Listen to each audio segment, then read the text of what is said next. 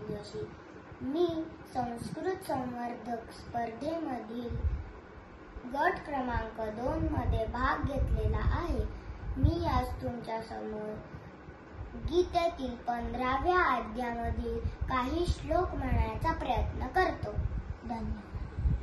ऊर्ध्वमूलमधः शाखम् अश्वत्थं प्राहुरव्ययम् छन्दंसि यस्य पर्णानि यस्तं वेद स वेदवित् अधोश्चोर्ध्वं प्रसृता तस्य शाखा गुणप्रवृद्धा विषयप्रवालाः अधश्च मूलानि न्यूनसन्ततानि कर्मानुबन्धीनि मनुष्यलोके न रूपमस्येह ततोपलभ्यते नान्तो न चादिर्न च सम्प्रतिष्ठा अश्वत्थमेनं सुविरूढमूलमसङ्गशास्त्रे न दृढेन चित्वा ततःपदं तत्परिमार्गितव्यं यस्मिन् गता न निवर्तन्ति भूयः त्वमेव चाद्यं पुरुषं प्रपद्ये यतः प्रवृत्तिः प्रसृता पुराणी निर्माणमोहाजितसङ्गदोषा अध्यात्मनित्या विनिवृत्तकामाः द्वन्द्वैर्विमुक्ता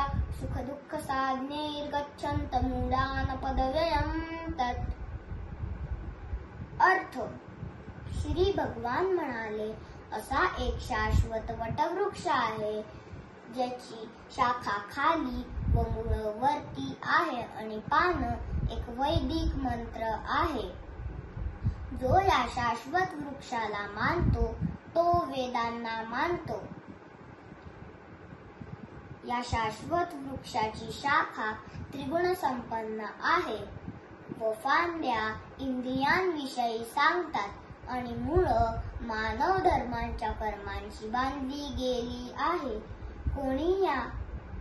कोणीही या शाश्वत वृक्षाचे आदी अंत आधार जाणू शकत नाही. ज्याला मान मोह सुख दुःख नष्ट झाले आहेत त्यांनाच या शाश्वत धामाची प्राप्ती होते.